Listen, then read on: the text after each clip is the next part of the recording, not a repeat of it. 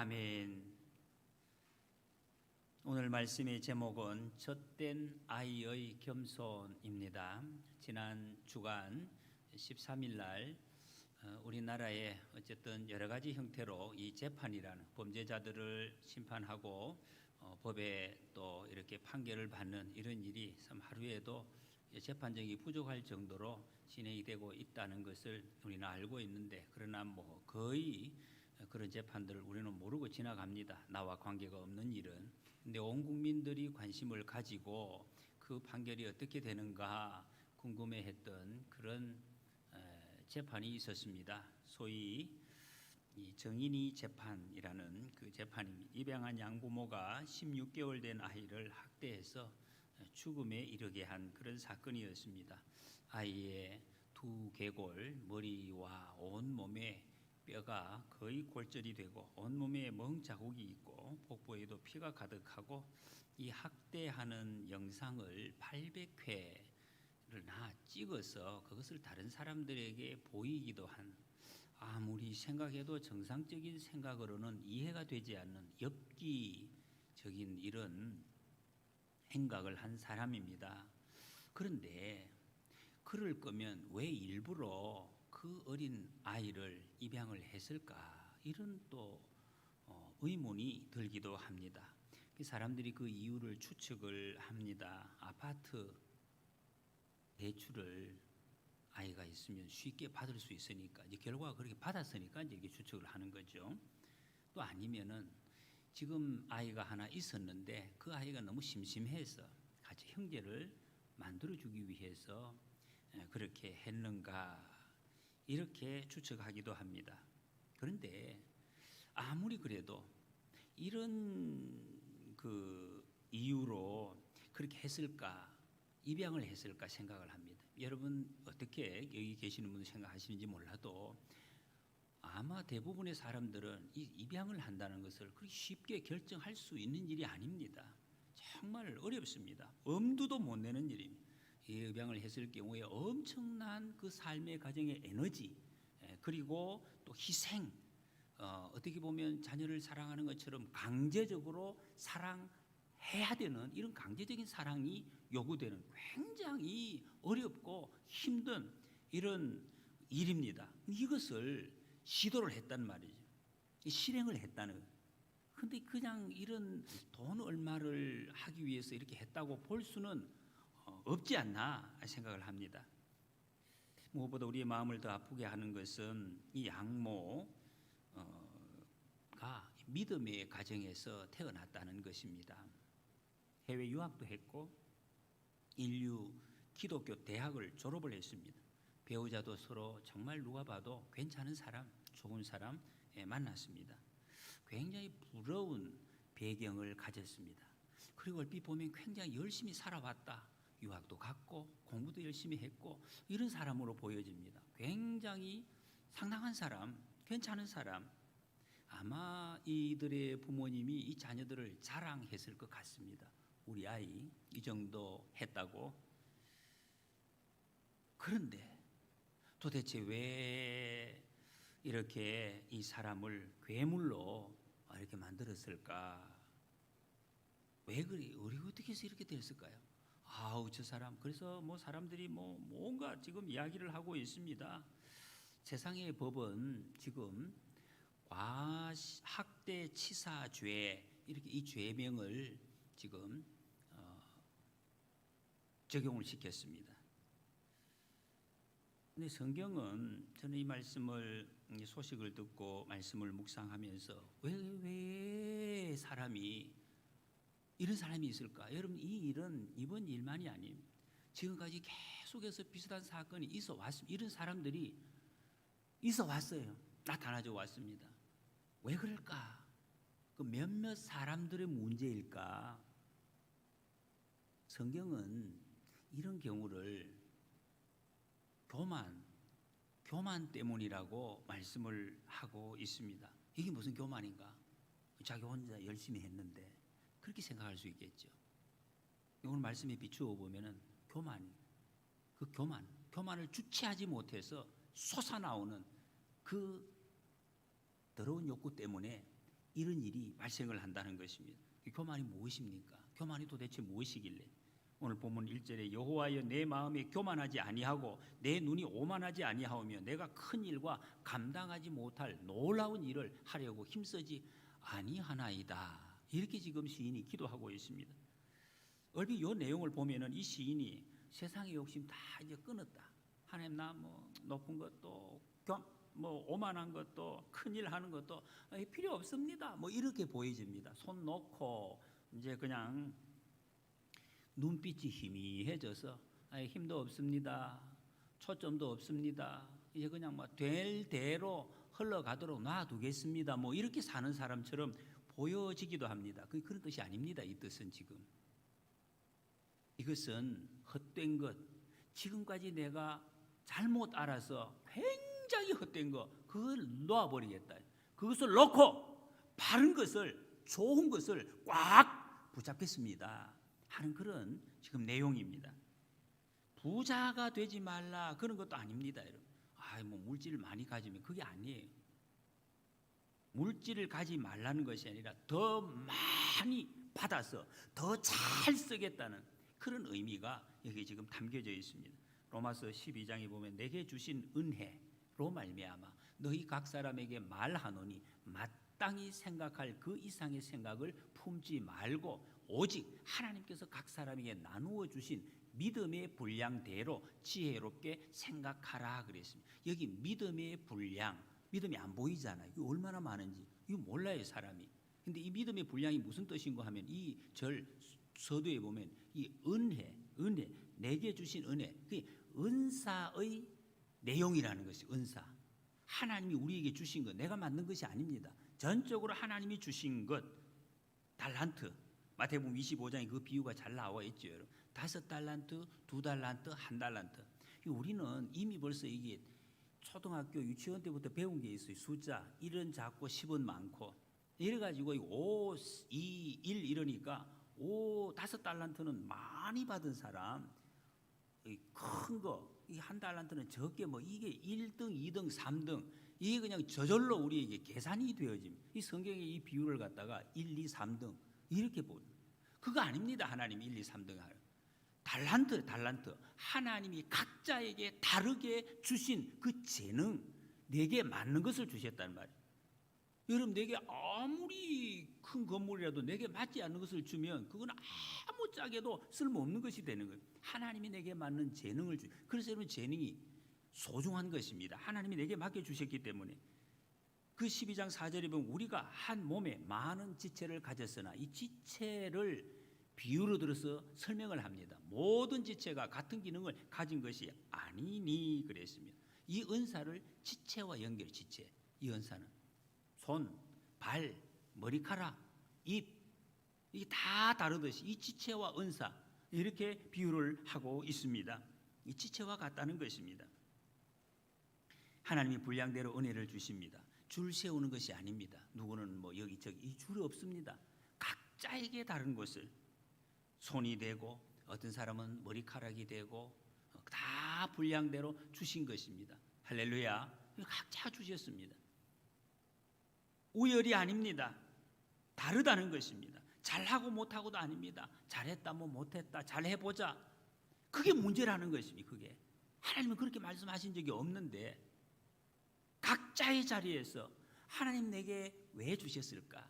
그 사명 왜 주셨을까? 그 사명을 알고 그럼 기뻐하는 거지. 하나님이 내게 이거를 주셨네. 기뻐하고 감사하고 그래서 열심히 하는 거지. 열심히 해서 내가 뭔가를 드러내겠다가 아니라 하나님이 주셨기 때문에 열심히 하기도 하고 쉬기도 합니다. 공동번역으로 1절 말씀을 다시 보면 여호와여 내 마음은 교만하지 않으며 내 눈은 높은 데를 보지 않사옵니다. 나 거창한 길을 쫓지 아니하고 주제넘게 놀라운 일을 꿈꾸지도 않사옵니다. 제가 설명을 드렸습니다. 이것은 포기하는 것이 아니에요. 자기가 무언가 잘못된 것에 덮어 쓰여 있다는 것을 깨달은 후에 다른 것을 이제는 붙잡겠습니다 하는 것이. 뭐 교만도 오만도 다 버리고 욕심 없습니다. 이제 나 위대한 거 그런 거 탐 안 냅니다. 주님 겸손하겠습니다. 이게 겸손이 아닙니다. 여러분. 다 집어던지는 거 무슨 뜻입니까? 여러분? 이것도 뭐 다 안 됐어요. 이 사업도 실패했어요. 저것도 해보니까 안 되더라고 주님. 그러니 이제 다 놨습니다. 다 포기했습니다. 없습니다. 겸손하게 살겠습니다. 이게 겸손입니까? 여러분?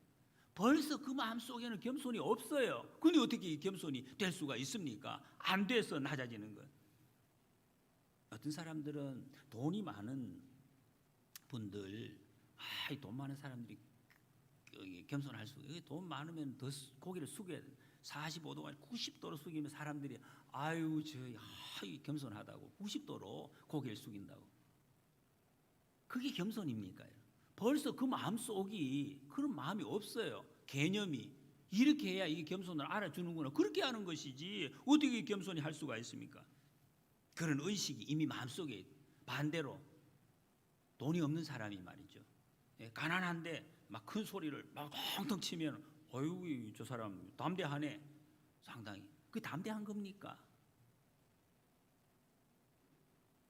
자기 속에 이미 열등감이 작동을 하고 있기 때문에 그 내가 큰 소리 쳐야 좀 정상적으로 알아주지 않겠나, 그런 마음이 있는 거예요. 이거는 교만도 아니고 겸손이 아니에요. 크고 작다는 것이 이미 내 마음속에서 작동을 하고 이것을 기준으로 이렇게 하고 저렇게 하는 것은 진정한 겸손이다 볼 수 없잖아요. 여러분, 우리가 그거 알고 있습니다. 그렇게 되면은 우리에게 나타나는 현상이 늘 그 자리에 여기서 올라갔다가 내려갔다가 혼자 그냥 거기서 헤매고 있는 거예요. 성숙이 없는 거예요. 시간이 지나도. 진정한 겸손이 없다는 것입니다. 교만에서 떠나는 것이 있을 수가 없다 하는 것입니다. 역시 작은 것이, 아주 작은 것. 어디에서 여러분 우리가 힘들어합니까? 마음 작은 것이. 교회에서 떡을 했는데 나 안 줬어. 이거 그냥 걸려가지고 떡이 뭐라고요? 떡이. 그럼 다 줘야지. 주지 말라는 게 아니에요. 다 먹어야 되는데 나 그게 걸려가지고 내 인생을 갖다가 다른 일 못하는 거, 그거는 이게 아니라는 것입니다. 자격지심, 열등감, 거기다 조그만 거 뭐 하나 더 받았으면 그냥 그걸 가지고 이 묘한 어떤 교만이 막 올라오는 거. 이런 틀 안에 우리가 갇혀 있다는 것입니다. 교회 안에도 자꾸 우리가 얼마나 많은 이야기를 하고 들었습니까? 어제도 우리가 교회에 하나님이 큰 복을 주셨어요. 교회에 많은 직분자들이 세워졌습니다. 하나님이 아니라고 말씀하시고 우리도 아니라고 입으로 고백하면서도 교회의 직분을 갖다가 계급이 이렇게 이 단계를 막 올라가는 것으로 이 머릿속에 착각을 하는 그런 분들이 아직도 계시다는 것이. 나는 왜 못 올라가나? 또 이렇게 뭐 올라갔다고 내가 됐네. 무엇이 된 겁니까? 세상적인 기준으로 판단을 한다는 것입니다. 그리고 일을 해도 뭐 잘하는 사람 못하는 그거 어떻게? 하나님이 언제 잘했다 못했다 그런 걸 가지고 우리에게 물으신 적이 있으십니까? 잘 해보겠다고요. 여러분, 우리는 그렇게 하면 절대로 겸손해질 수가 없습니다. 그러면 겸손해지지 않으면 은혜를 못 받는다는 것이요. 하나님은 겸손한 자에게 은혜를 베푸신다고 했기 때문에 열심히, 어떤 분들은 목사님 열심히 해서 잘하겠다는데 그게 뭐 나빠요, 여러분? 열심히 해서 잘하겠다는데 좋잖아요. 그런데 여러분, 이 말에 우리가 속으면 안 됩니다. 열심히 해서 뭔가 잘해서 열매를 내는 게 아니에요. 그건 뭐지요? 하나님이 내게 주셨기 때문에, 하나님이 계시기 때문에, 하나님이 주셨기 때문에 열심히 하는 것이고, 그러나 거기에 빠져들지 않습니다. 그래서 기쁨은 기쁜 거예요. 하나님이 주셨기 때문에 기쁨으로 하다가 하나님이 쉬라 하시면 언제든지 쉽니다. 평안하게. 왜? 하나님이 하시기 때문에.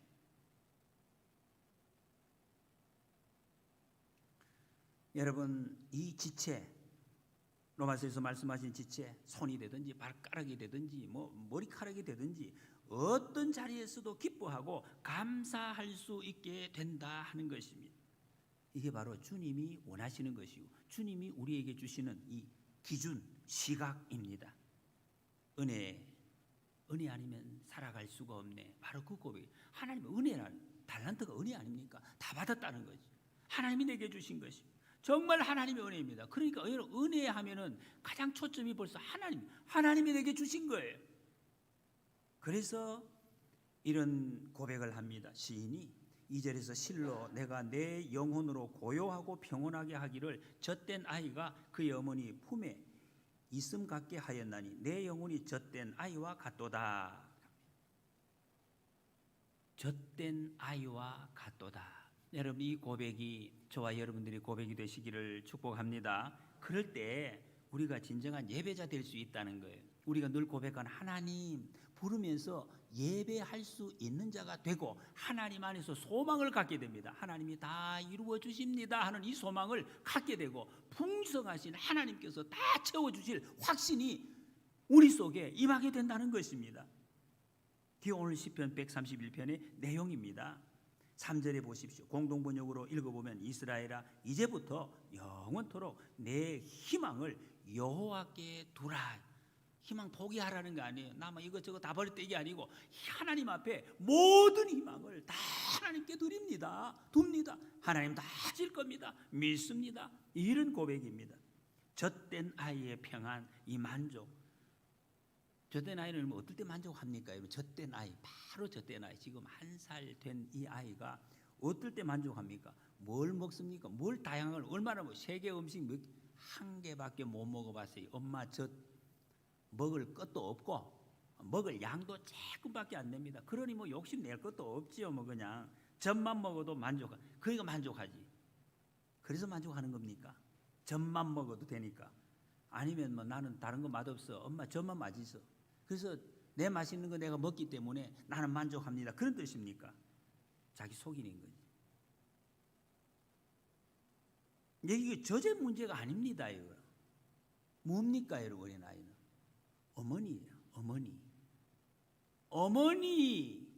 어머니만으로 내가 만족합니다. 엄마 품에, 그 품이 만족한다는 것이 모든 것을 만족해요. 여러분, 마음의 중심이 문제입니다. 젖이 있나 없나 그게 아니라는 거죠. 무엇을 먹느냐가 아니에요. 어머니가 내 전부, 내 삶의 풍성한 원천이 어머니다 하는 게 온 마음을 덮고 있습니다. 그래서 젖된 아이는 엄마 품에서 그게 좋은 거예요. 만족하는 거지. 사랑하는 거지. 기뻐하는 거지. 이게 믿음입니다. 젖된 아이가 엄마 품에 있는 그 모습, 이것을 성경은 겸손과 연결시키고요. 이게 겸손이라는, 하나님이 다 하시는구나. 엄마 품이 이렇게 전부 다구나 하는 것. 이것이 우리에게 축복입니다.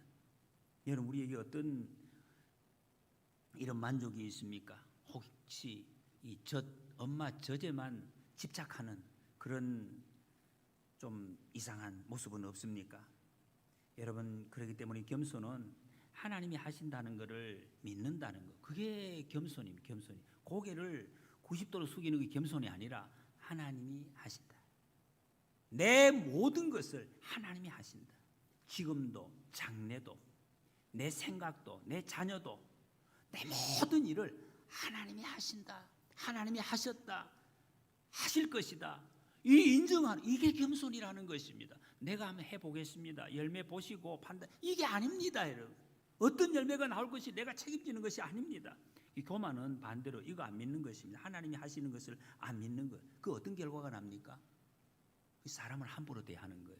사람을 내 기준으로 사람을 보고 판별하고 잣대를 가리는 거예요. 내게 주어진 것에 대한 감사 모릅니다. 소중함을 몰라요. 내 건강과 내게 주신 이런 환경, 지금까지 주신 모든 가족들, 주위에 있는 친구들, 교회, 은혜, 믿음, 여기에 대한 감사를 모르는 거예요. 오, 교회 많다 요새. 말씀 들을 때 많다. 친구들 많아. 돈만 주면 다 먹을 수 있어. 그렇게 생각하는 거예요. 정말 그렇습니까? 생명을 하나님이 주시고 하나님이 살리시고 하나님이 먹이시고 하나님이 모든 것을 다 끝까지 책임지신다 하는 거예요. 이걸 모른다는 것입니다. 내 것이라, 내가 벌어야, 내가 땀을 흘려야, 내가 애써야 뭐 남들이 알아주지. 그렇게 생각하는 거예요. 내가 애써서, 그래서 이제 내가 벌었대요. 내가 내 돈 벌어서 내 마음대로 하는데 누가 말을 하느냐, 이런 이야기가 나오는 거예요. 성경은 교만은 패망의 선봉이래. 제일 앞잡이래. 눈에 안 보여요. 멀쩡한 것 같아요. 그러니까 앞잡이가 되죠. 여러분, 앞잡이 가려고 힘이 있어 가는 거 아니에요. 열심히 뭔가 쌓고 달려가는데 그게 어디로 가니? 그 패망의 고속도로 닦는 결과가 됐다는 거예요. 바로 보니까 그 자리가 패망의 자리더라. 이 사건 안 망할 수 있는데, 좋은 거 많이 받았는데 이렇게 됐습니다. 여러분, 내 생명을 주신 분이 하나님이십니다. 나를 불러서 이 자리에 있게 하신 분 하나님, 예수님 알게 하신 것도 하나님, 은혜를 주신 것, 가족을 주신 것, 직분을 주신 분도 하나님, 이 직임을 끝까지 감당하게 하시고 복을 주시고 하나님의 나라를 확장해 가실 분도 하나님이십니다.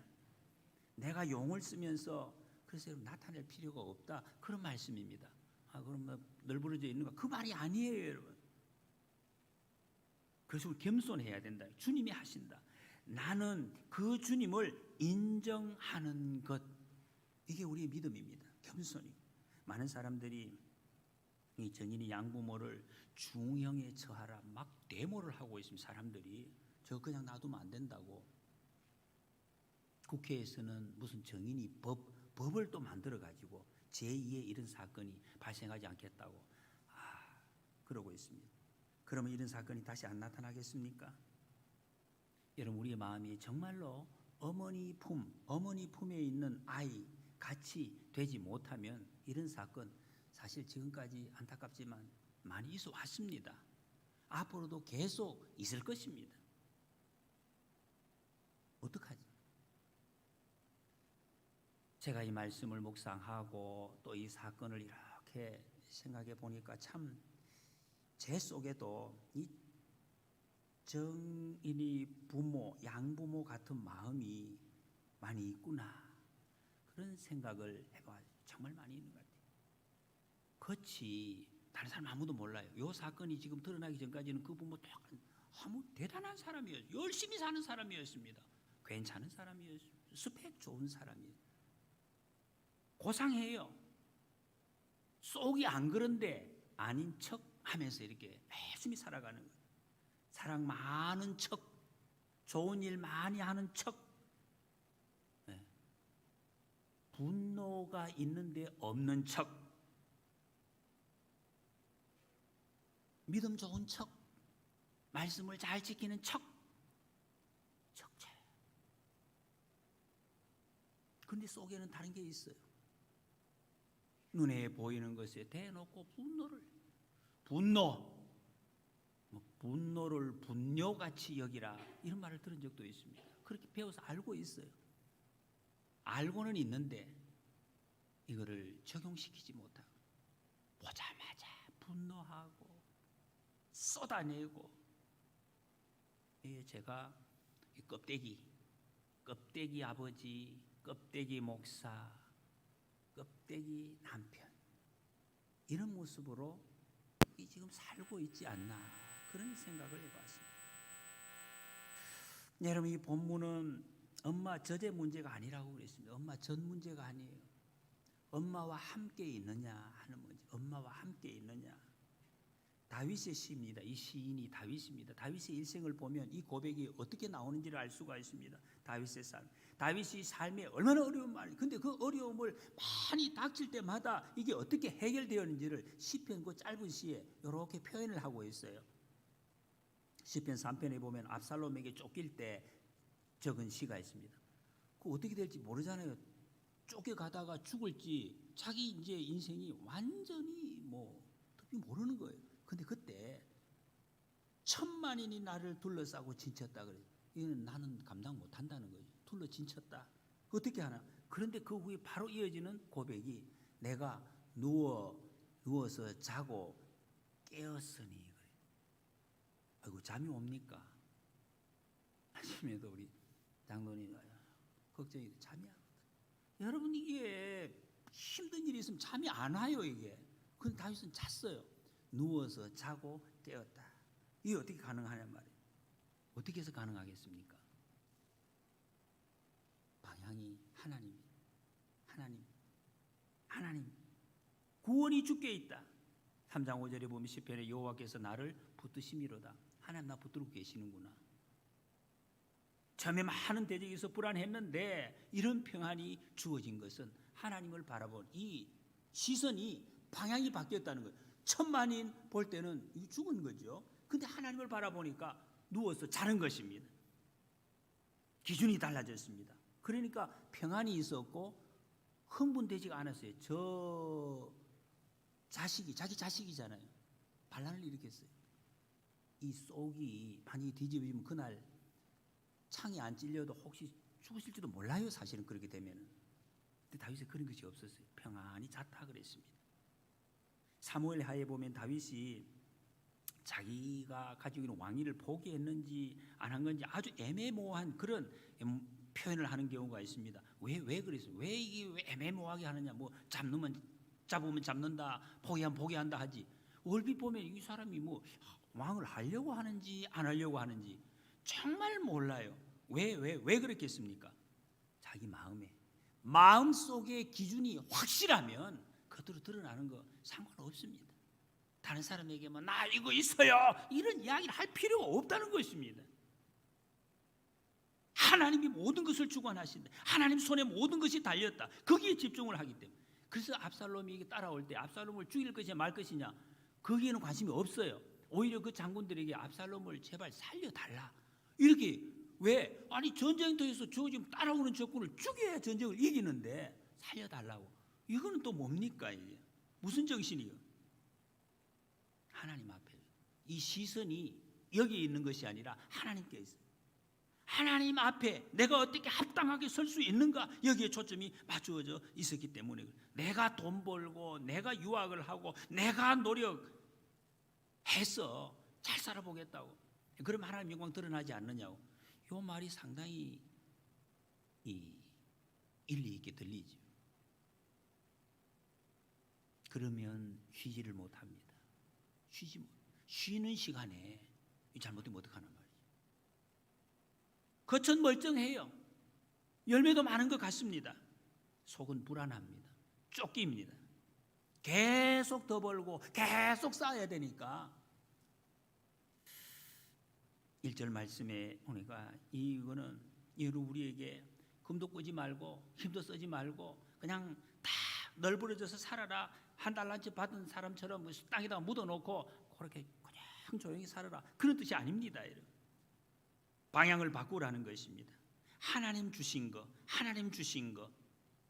그것을 알라는 것입니다. 그냥 내가 이거밖에 없으니까 여기 내 만족하지 뭐 그런 뜻이 아니에요. 하나님이 주시는 것은 우리의 삶의 자리에서 하나님의 손이 얼마나 큰지 그거 보라는 것입니다. 하나님의 손이 얼마나 큰지 이거를 깨달으라는 것입니다. 하나님이 다 하신다.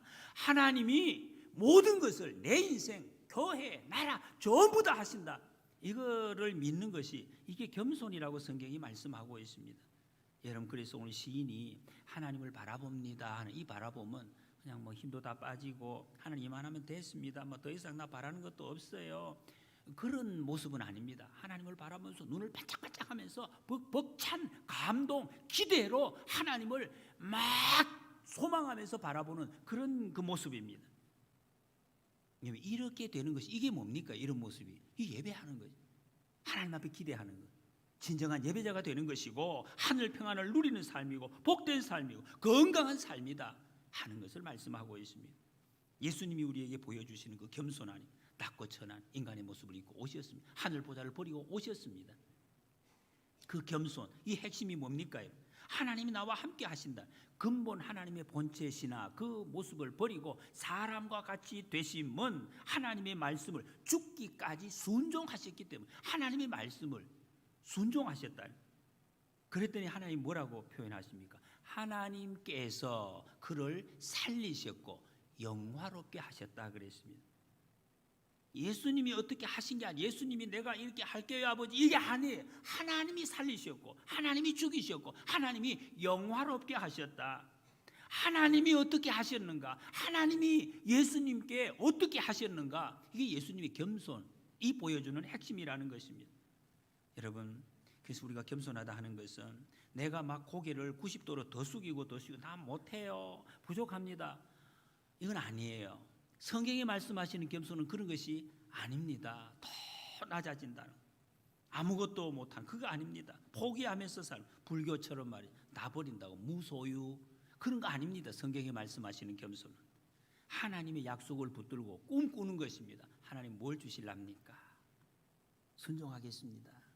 어떤 좋은 것을 저를 위해서 예비해 놓으셨나요? 하나님 기뻐하면서 달려가겠습니다. 하나님의 더 큰 역사에 쓰임 받았으면 좋겠습니다. 그렇게 달려가 눈을 반짝반짝하면서 하나님 앞으로 나가라는 것입니다. 포기하는 것이 아닙니다. 바꾸는 것입니다. 내 시선을 하나님만 바라보는 것. 우리의 몸의 지체, 내가 발의 은사나 무슨 머리카락 보이지 않는 이런 것의 은사를 받았을지라도 세상의 기준으로 보면 늘 불평하겠죠. 야, 이게 하나님 이게 뭡니까? 이러면서 뭐 맨날 발이 뭡니까? 막 이러면서 늘 막 기분이 오락가락하면서 내렸다가 올렸다가 늘 그럴 것입니다. 그러나 여러분, 하나님이 하신다는 것을 알면 우리에게 사명이 알 것입니다. 여러분이 걸어갈 때에 멋진 곳이 있습니다. 아름다운 곳, 맛있는 곳이 있습니다. 그런 곳으로 갈 수가 있습니다. 그런데 입에 달콤한 걸, 맛있는 것을 먹는 거, 그거하고 발하고 어떻게 비유를 하겠습니까? 아무리 맛있는 거 있어도, 아무리 멋진 곳이 있어도 발이 가주지 않으면 아무 소용없는 거예요. 발이 사명이 얼마나 위대합니까? 그 안에 하나님의 축복이 있고 상급이 있다. 이걸 알면 우리가 평안을 누릴 수가 있다는 것입니다. 감사할 수가 있습니다.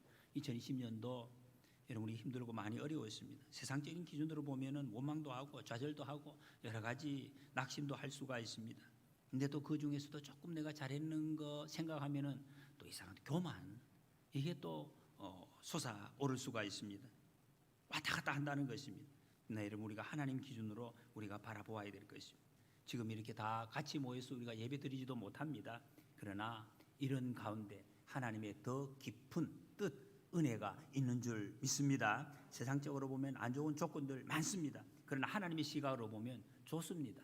다 좋습니다. 모든 것이 좋습니다. 하나님의 사랑하는 자, 그 뜻대로 부르심을 입은 자들에게는 모든 것이 합력하여 선을 이룬다. 하나님 분명히 약속을 하셨기 때문입니다. 좋은 것대로 힘들고 어려운 것 더 우리가 말씀과 기도로 지금 우리가 경험하고 있잖아요. 지금 여러분, 지금 가정에서 예배 드리시는 분들 개인적으로 그런 거 분명히 경험하고 계시죠. 여러분, 내가 혼자서 더 말씀에 집중하고 더 기도할 수, 개인적으로 주님과 더 깊이 만날, 바쁘게 왔다 갔다 하는 것이 아니라 이런 기회를, 우리가 따라오지 못하는 부분을 하나님께서 좀 더 여유를 가지고 그런 관계를 회복하라고 우리의 기회를 주시는 것입니다. 좋은 거는 좋은 것대로 좋고, 힘들고 어려울 때는 그때로 또 하나님께서 우리에게 주신 은혜를 체험할 수가 있다는 것입니다. 야고보서 4장에 하나님이 교만한 자 물리치시고 겸손한 자에게 은혜를 주신다 말씀했습니다. 여러분, 그 세상의 것 버리라는 것이 아닙니다. 다 하나님이 주신 것입니다. 하나님이 주신 것, 생각을 바꾸라는 것입니다. 내 기준이 하나님의 시선이 되라는 것입니다. 시편 16편에 보면 다윗이 하나님 나를 왜 지켜주지 않습니까? 너무 불안합니다. 막 이렇게 하다가도 바로 이어서 주는 나의 주님이시오니 주밖에 나의 복이 없나이다, 이렇게 고백을 합니다. 또 그리고 쫓겨서 이 블레셋 왕에게 미친 척 하다가 얼마나 답답했으면, 그러다가 쫓겨났어도 그를 경외하는 자에게 부족함이 없도다. 많이 지금 부족한데, 이런 고백을 지금 하고 있습니다. 여러분, 예수님 안에서 우리의 방향을, 내 기준을 바꿀 때에 우리 환경이, 우리 배경이 어떤 자리에 있더라도 교만하지 않습니다. 좌절하지 않습니다. 넘어지지 않습니다. 어떤 자리에서도 충성되이 사명을 감당하며 즐겁게 기쁨으로 하나님께 영광을 돌릴 수 있는 줄로 믿습니다. 우리는 주님을 바라볼 때에 더 이상 세상의 것 가질 것도 없어요. 힘 빠졌습니다. 눈빛이 희미한 그런 것이 아니라 주님 주신 것에 감사하고 앞으로 주실 것에 소망을 가짐으로 더 아름다운 눈빛으로 하나님을 잘 바라보시는 예배자로서는 하나님의 풍성함을 누리는 우리 모두가 되시기를 주님의 이름으로 간절히 소원합니다.